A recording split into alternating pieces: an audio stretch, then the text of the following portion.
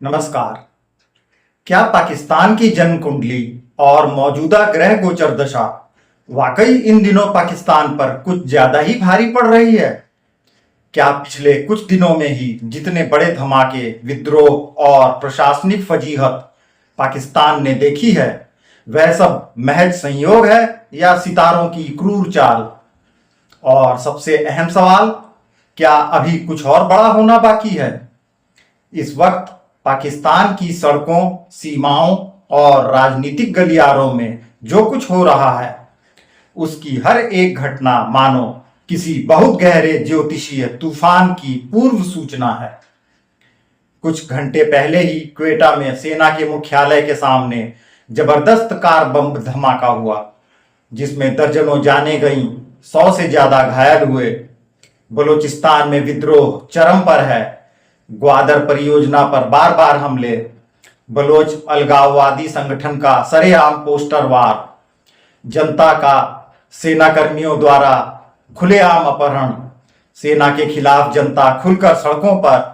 इधर पाकिस्तान अधिकृत कश्मीर में हजारों लोगों का सरकारी तंत्र के खिलाफ विद्रोह, 2 मौतें, 20 से ज्यादा घायल, इंटरनेट बंदी और व्यापक गिरफ्तारियां, आवामी एक्शन कमेटी के नेतृत्व में बवाल, प्रशासन बुरी तरह घिरा, अफगान सीमा पर तहरीके तालिबान के लगातार हमले, पाक सेना की बौखलाकर अपने ही गांव पर बमबारी और सैकड़ों बेगुनाहों की मौत। कट्टरपंथी संगठन बारूद फैला रहे, जबकि खैबर पख्तूनख्वा, पेशावर, डेरा इस्माइल खान, कराची, हर तरफ ब्लास्ट, मुठभेड़, सरकार की नाक में दम। और इस सब के बीच पाकिस्तान की आंतरिक राजनीति पूरी तरह अस्त व्यस्त। शहबाज शरीफ सरकार के पास कोई जवाब नहीं। सेना अंदरूनी कलह से जूझ रही है। IMF की किस्तें, महंगाई, खाने पीने के सामान पर लड़ाई, स्कूल बंद, बैंकों का संकट, नागरिकों का भरोसा संकट में। यह हाल मौजूदा पाकिस्तान का है। अब अगर इन सब के पीछे पाक की जन्म कुंडली और ग्रह गोचर को देखें तो इस पूरी स्थिति का रहस्य खुलने लगता है। पाकिस्तान की सार्वजनिक जन्म तिथि 14 अगस्त 1947 मध्य रात्रि कराची को आधार माने तो उसका लग्न मेष है, चंद्रमा मिथुन में, सूर्य सिंह में, शनि और केतु सिंह में, मंगल मिथुन में और राहु कुंभ राशि में।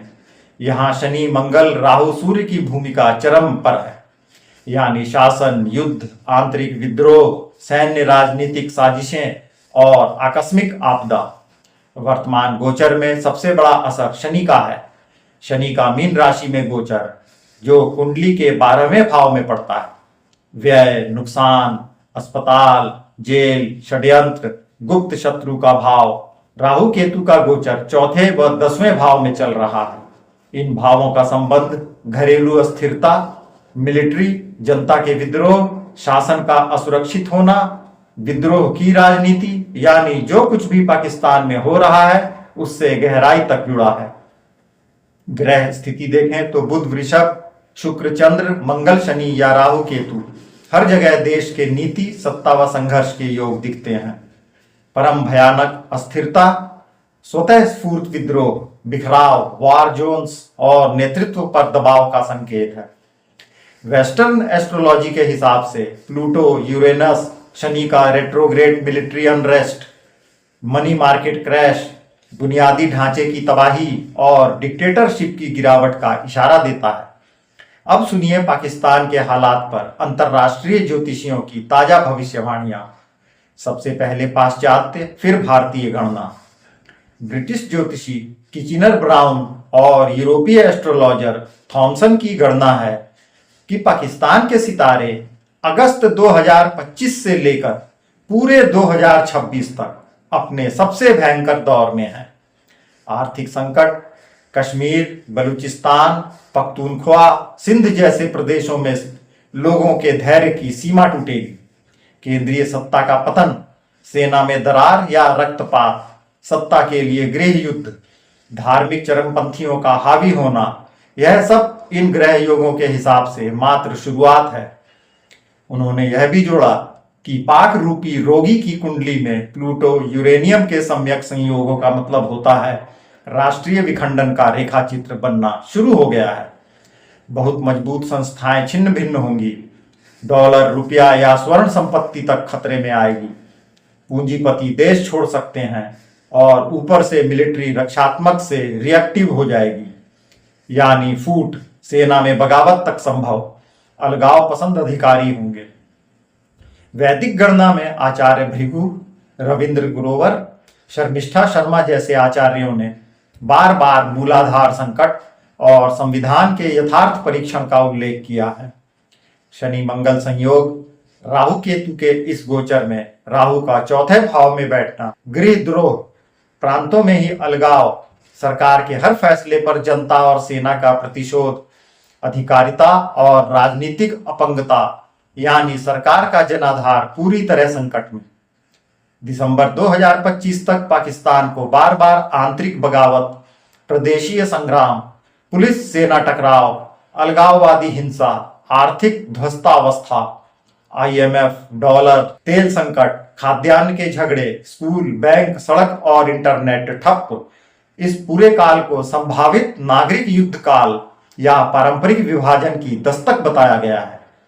मई 2025 से अक्टूबर 2026 तक बलूचिस्तान, पाक अधिकृत कश्मीर, सिंध, पख्तूनख्वा में से कोई भी प्रांत पूरी तरह अलग या आंशिक स्वतंत्रता की राह पर जा सकता है और पाकिस्तान में बड़ी राजनीतिक हत्या, मिलिट्री कूप, राजधानी में आतंकी हमला, यह सारी उथल पुथल की पटकथा मानो पहले से ही तैयार है। कुल मिलाकर पाकिस्तान की जन्म कुंडली, मौजूदा ग्रह गोचर दशा और जाने माने वेस्टर्न एवं भारतीय भविष्यवक्ताओं की गणना के आधार पर यह बिल्कुल स्पष्ट है कि अक्टूबर 2025 से अगले 10-12 महीने पाकिस्तान के लिए बेहद खतरनाक है।